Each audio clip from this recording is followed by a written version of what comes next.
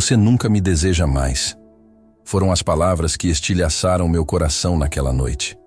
Minha esposa me encarava com lágrimas nos olhos, enquanto eu, exausto após mais um dia de 16 horas entre 2 empregos, tentava explicar por que estava tão cansado. Você me rejeita como mulher, ela sussurrou virando as costas para mim. Naquele momento, eu não imaginava que essas palavras seriam o prenúncio de uma tempestade que destruiria tudo pelo que eu havia lutado. Eu trabalhava como um condenado. Saía de casa às 5 da manhã e voltava quase à meia-noite, tudo para manter nosso padrão de vida.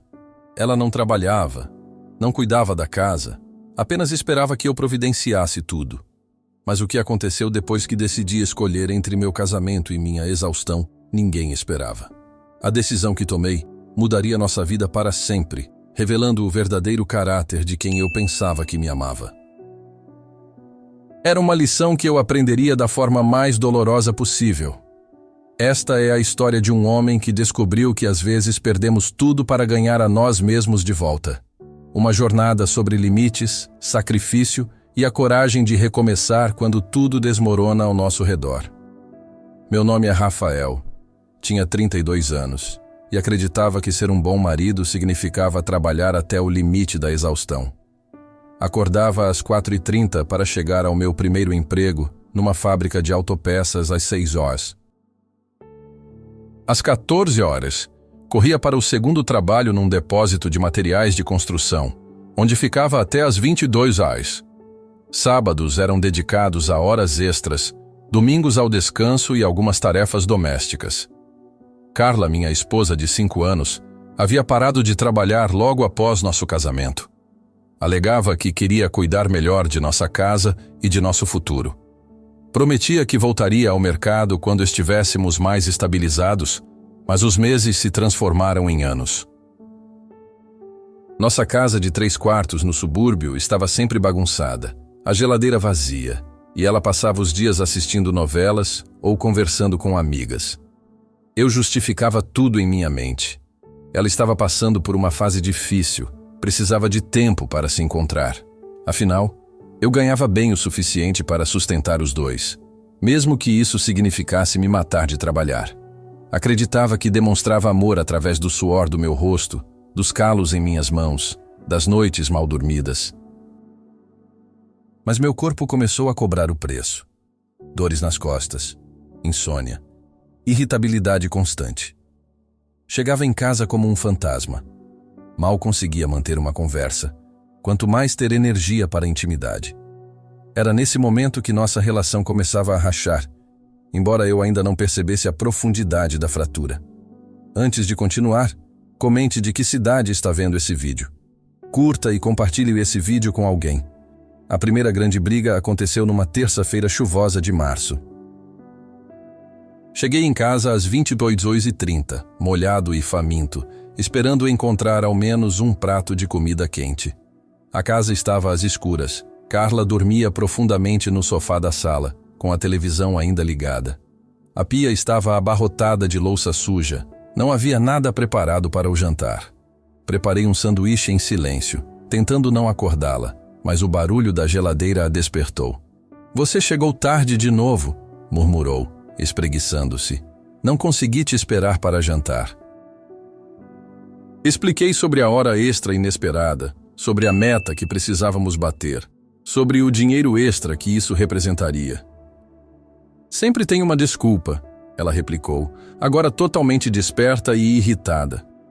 "Você está mais casado com esses empregos do que comigo. Quando foi a última vez que saímos juntos? Que conversamos de verdade? Que você me tocou sem estar pensando em dormir logo depois?"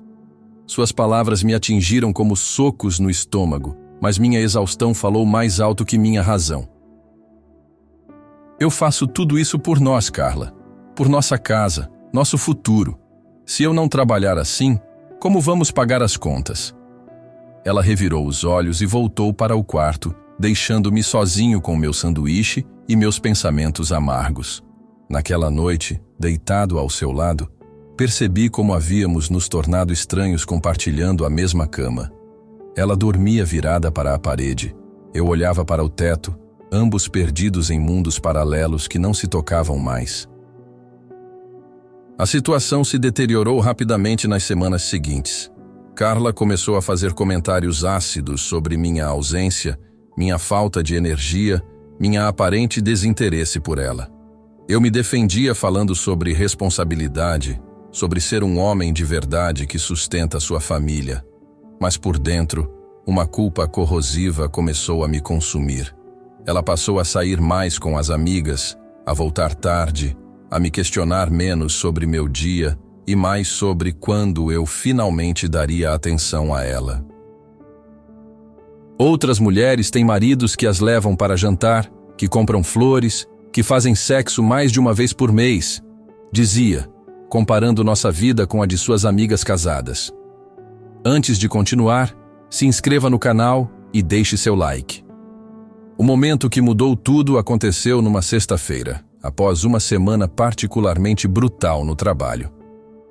A fábrica havia implementado um novo sistema de produção, e o depósito estava com problemas de estoque que exigiam horas extras obrigatórias.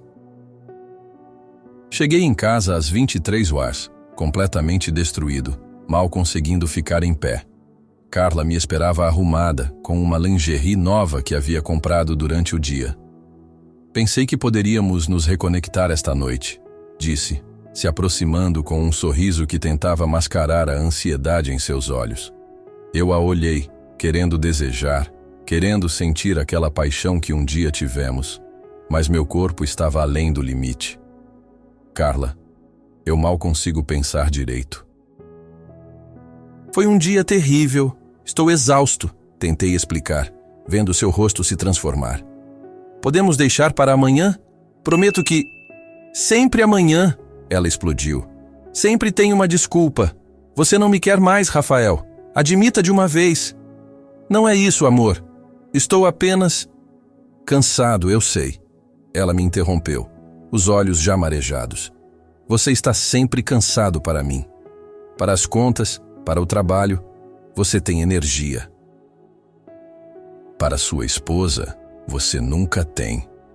Suas palavras ecoaram pela casa como tiros, cada uma atingindo um ponto vital em meu peito já ferido. Você me rejeita como mulher, ela disse finalmente, a voz quebrando. Eu me arrumo, me cuido, tento ser atrativa para você. Mas é como se eu fosse invisível, como se eu não importasse. Naquele momento, vendo suas lágrimas, percebi como meu sacrifício havia se tornado uma prisão para nós dois. Naquela madrugada, insone e devastado, tomei uma decisão que mudaria tudo. Não podia continuar matando meu casamento em nome de salvá-lo financeiramente. Na segunda-feira, pediria demissão de um dos empregos. Escolheria ficar apenas na fábrica, que pagava melhor e tinha horários mais humanos. Teríamos menos dinheiro, mas teríamos uma chance de nos reencontrar. Era uma aposta arriscada, mas eu estava disposto a fazê-la. Afinal, de que adiantava ter estabilidade financeira se perdesse a mulher que amava? De que servia trabalhar tanto para construir um futuro se não tivesse ninguém para compartilhá-lo? Achei que estava fazendo a escolha certa, que Carla ficaria feliz com minha decisão. Curta o vídeo e comente o que está achando da história. Segunda-feira chegou com uma chuva fina que parecia anunciar mudanças. Cheguei ao depósito determinado, ensaiei várias vezes como comunicaria minha decisão ao supervisor. Seu Marcos, comecei, quando finalmente o encontrei no escritório. Preciso falar com o senhor sobre minha situação aqui na empresa. Expliquei que precisava me dedicar mais à minha família, que estava enfrentando problemas pessoais que exigiam minha presença em casa. Marcos, um homem de 50 e poucos anos que sempre me tratou bem, ouviu em silêncio. Rapaz, você é um dos melhores funcionários que temos aqui, disse balançando a cabeça. Mas entendo. Família em primeiro lugar. O processo de desligamento levou 2 semanas, mas finalmente estava livre da dupla jornada. Sentia-me como um homem libertado de correntes invisíveis. Pela primeira vez em anos, chegaria em casa às 17h, teria energia para conversar, para namorar minha esposa, para ser o marido que ela merecia. Carla recebeu a notícia com uma mistura de surpresa e alegria contida. Sério? Você realmente vai sair de lá? Perguntou, os olhos brilhando com uma esperança que eu não via há tempos. Sim, respondi, abraçando-a. Quero ter tempo para nós, para nossa vida. O dinheiro a gente dá um jeito. Nas primeiras semanas, tudo parecia um sonho. Chegava em casa com disposição, levava Carla para jantar fora, assistíamos filmes juntos, conversávamos sobre planos e sonhos. Nossa intimidade retornou gradualmente, e por um momento acreditei que havia salvado nosso casamento. Estava errado sobre o preço que pagaria por essa escolha. Os primeiros sinais de problemas surgiram no segundo mês. Com apenas um salário, precisamos cortar gastos. Cancelamos a TV a cabo, reduzi as idas ao supermercado, adiamos a troca do carro que estava dando problemas. Carla começou a reclamar das economias, como ela chamava, mas eu tentava tranquilizá-la dizendo que era temporário. Antes de continuar, dê o like e comente o que faria nessa situação. O terceiro mês trouxe uma crise financeira real. O cartão de crédito estourou, atrasamos algumas contas e o dinheiro simplesmente não esticava até o final do mês. Eu havia superestimado nossa capacidade de viver com menos e subestimado os gastos de Carla, que continuava comprando roupas e cosméticos como se nada tivesse mudado. Rafael, não posso mais viver assim, ela disse numa quinta-feira, depois de eu explicar que não poderíamos ir ao restaurante japonês que ela queria. Quando você trabalhava nos dois lugares, pelo menos eu sabia que no final do mês teríamos dinheiro. Agora estamos sempre contando centavos. Mas agora eu estou aqui com você, tentei argumentar. Não era isso que você queria? Mais tempo juntos, mais atenção? Ela me olhou como se eu fosse ingênuo. Eu queria um marido presente e estabilidade financeira. Não é muito pedir para um homem de 32 anos. A discussão escalou rapidamente. Ela questionou minha capacidade de prover para a família, disse que eu havia tomado uma decisão irresponsável sem consultá-la adequadamente. Eu me defendi lembrando das noites que ela havia chorado pedindo minha atenção, das vezes que me acusou de rejeitá-la. Isso foi antes de eu saber que você não consegue nem manter um padrão de vida básico, ela gritou. Minhas amigas têm maridos que trabalham menos e ganham mais. Elas não precisam se humilhar pedindo dinheiro para o cabeleireiro. Suas palavras foram como lâminas cortando minha autoestima já abalada. Naquela noite, pela primeira vez desde que havia deixado o segundo emprego, dormi no sofá. Não por escolha, mas porque Carla havia trancado a porta do quarto. Deitado na escuridão da sala, comecei a questionar se havia cometido o maior erro da minha vida. Os dias seguintes foram uma montanha-russa emocional. Carla oscilava entre momentos de carinho, quando parecia se lembrar de que me amava, e explosões de raiva sobre nossa situação financeira. Começou a falar sobre a possibilidade de eu correr atrás de um trabalho extra, como se a solução fosse simples assim. Eu tentei explicar que não era tão fácil conseguir um segundo emprego com horários flexíveis, que a maioria das vagas exigia dedicação integral. Mas ela não queria ouvir explicações, queria resultados. Seus amigos têm negócios próprios, trabalhos de final de semana. Por que você não pode fazer como eles? A pressão constante estava me destruindo por dentro. Comecei a enviar currículos desesperadamente, a aceitar qualquer trabalho de fim de semana que aparecia, mesmo que pagasse pouco. Era uma corrida contra o tempo para salvar meu casamento, mas quanto mais eu corria, mais distante Carla parecia ficar. O golpe final veio numa manhã de domingo, após mais uma discussão sobre dinheiro. Carla estava arrumada para sair com uma amiga, usando um vestido novo que eu não sabia como havia sido pago. Rafael, ela disse, a voz estranhamente calma. Eu preciso te dizer uma coisa. Sentei-me no sofá, o coração já disparado. Havia algo em seu tom que me alertava para o pior. Eu não posso mais viver assim, começou, evitando meu olhar. Não é só o dinheiro, é tudo. Você mudou, Eu mudei, nós mudamos. Não somos mais os mesmos de quando nos casamos. Carla, eu posso conseguir outro trabalho. Podemos superar isso juntos, implorei, sentindo o chão desabar sob meus pés. Não é sobre conseguir outro trabalho, ela respondeu, finalmente me encarando. É sobre quem nós nos tornamos. Eu não sou feliz, Rafael, e você também não é. Eu te amo, disse, a voz embargada. Isso tem que contar para alguma coisa. Ela suspirou, os olhos marejados. Eu também te amo, mas amor não paga contas. Amor não constrói futuro. Eu preciso de alguém que possa me dar estabilidade, segurança, a vida que mereço. Naquele momento, entendi que havia perdido muito mais do que um casamento. Havia perdido a ilusão de que o amor conquista tudo, de que sacrifício e dedicação são sempre recompensados. Carla não me deixava apenas por dinheiro, me deixava porque eu havia revelado ser alguém diferente do que ela imaginava quando se casou comigo.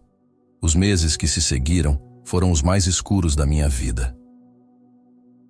Carla se mudou para a casa de uma amiga enquanto pensava sobre nosso futuro, mas eu sabia que era o fim. Continuei morando sozinho em nossa casa, agora grande demais e silenciosa demais, rodeado por lembranças de um tempo que não voltaria mais. Afundei-me no trabalho como uma forma de escapar da dor. Voltei a fazer horas extras na fábrica. Aceitei todos os trabalhos de fim de semana que consegui. Ironicamente, estava ganhando mais dinheiro do que nunca. Mas para quê? Para quem? A casa estava sempre limpa porque eu mal tinha tempo de sujá-la. A geladeira sempre cheia porque eu mal tinha vontade de comer. As tentativas de reconciliação foram patéticas e desesperadas. Enviei flores, escrevi cartas, propus que visitássemos um conselheiro matrimonial. Carla recebia tudo com educação, mas firmeza. Sua decisão estava tomada. Você é um homem bom, Rafael, dizia, mas não somos compatíveis. Queremos coisas diferentes da vida.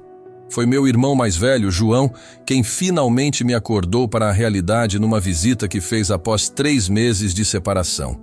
Mano, você está se matando por uma mulher que te abandonou quando as coisas ficaram difíceis, disse, olhando para meu estado deplorável. Isso não é amor, é dependência. Mas eu prometi cuidar dela, João.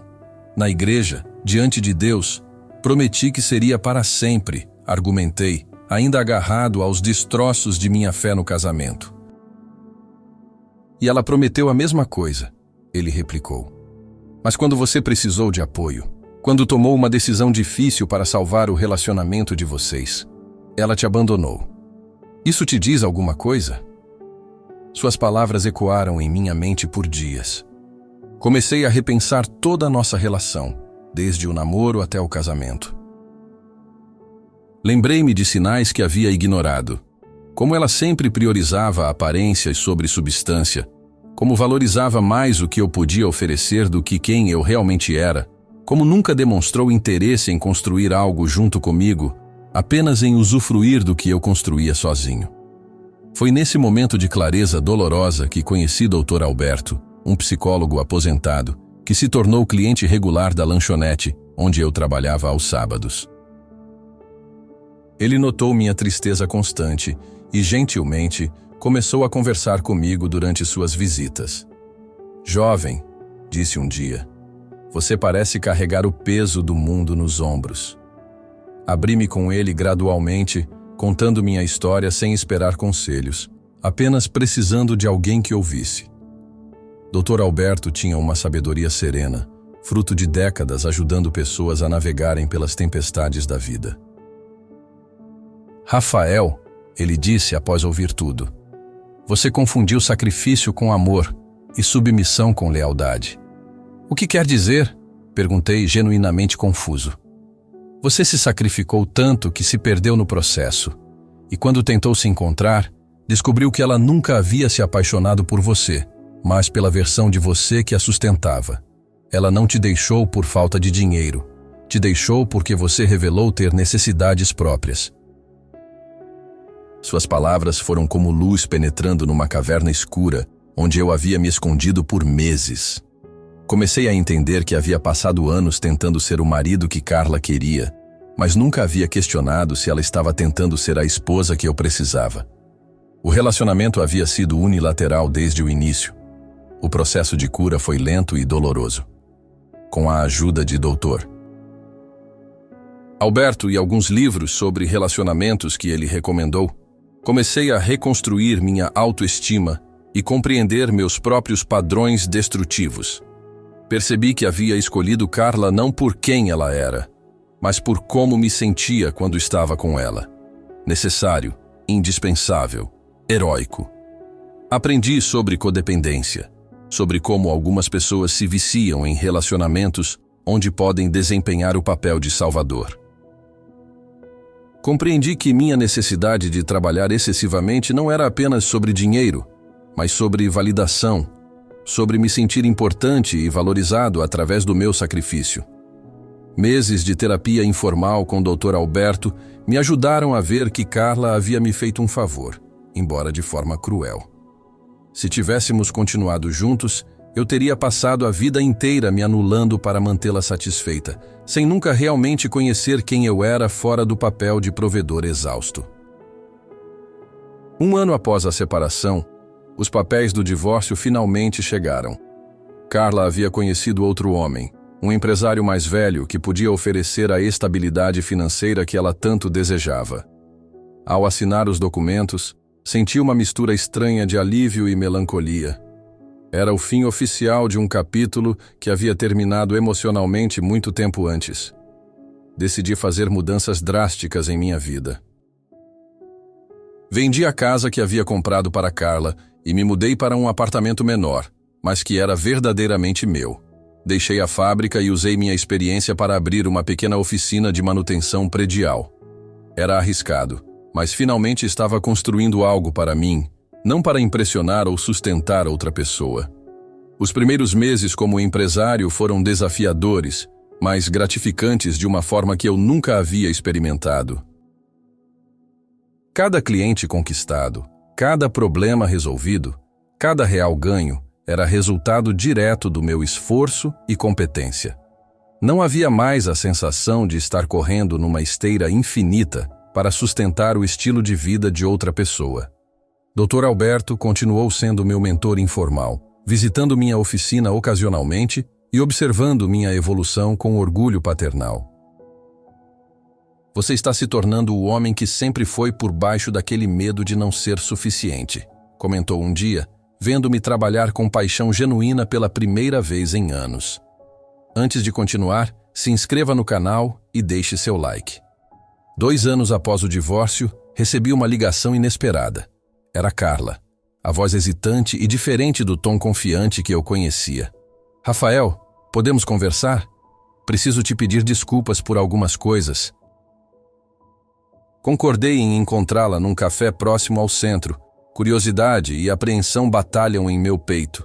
Ela estava diferente, mais magra, com olheiras, uma tristeza sutil mascarada por maquiagem bem aplicada. Como você está?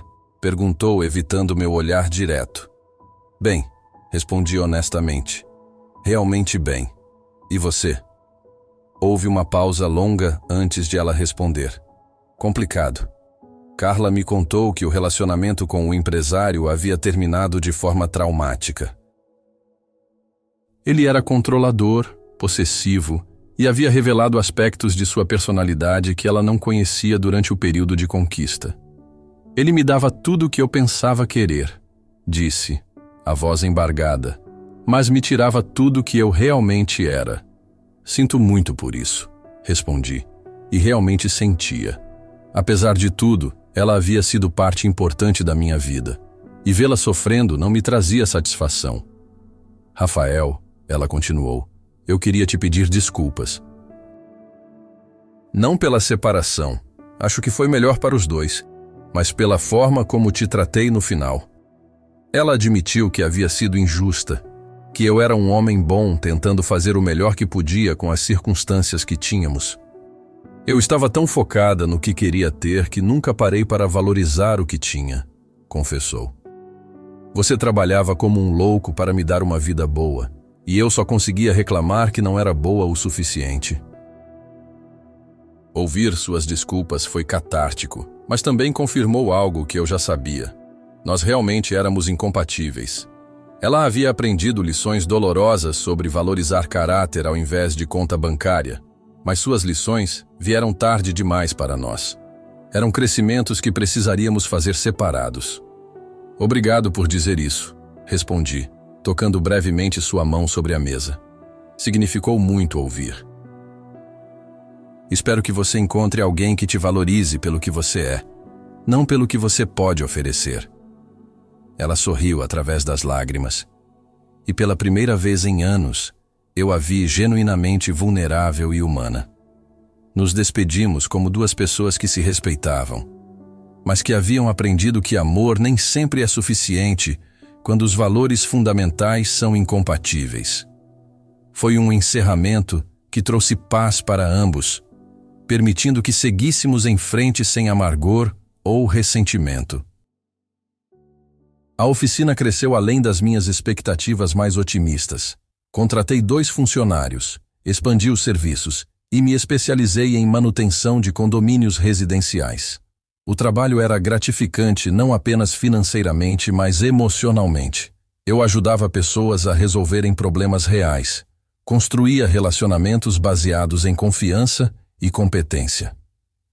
Conheci Helena numa dessas obras, uma síndica de condomínio que me contratou para reformar a área de lazer do prédio onde morava.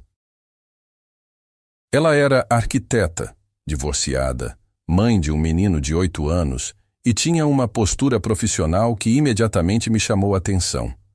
Mas foi sua humanidade que me conquistou. Helena não tentava impressionar, nem ser impressionada.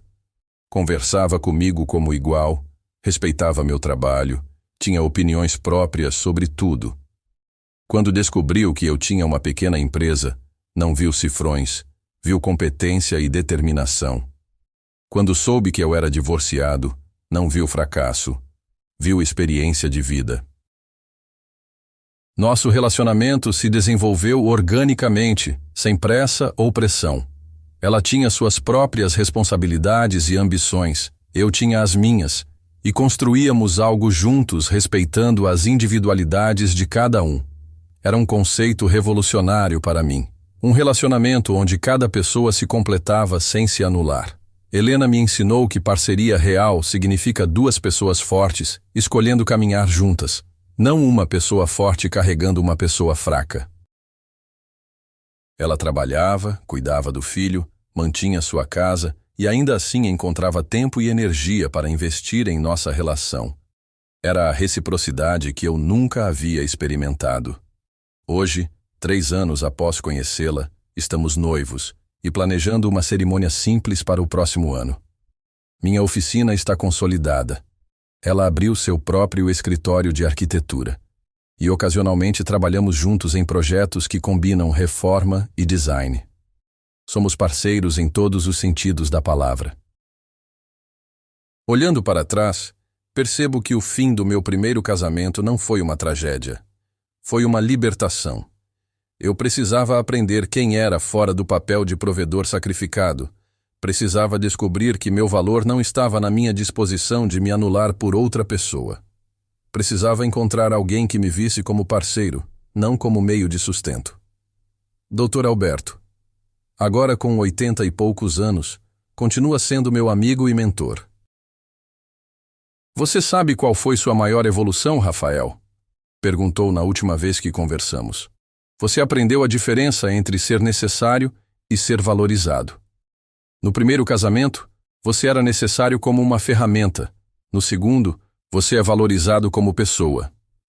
A história que vivi me ensinou que algumas perdas são ganhos disfarçados, que alguns fins são na verdade começos, e que a pessoa certa para você é aquela que te ama não apesar de suas imperfeições, mas incluindo elas.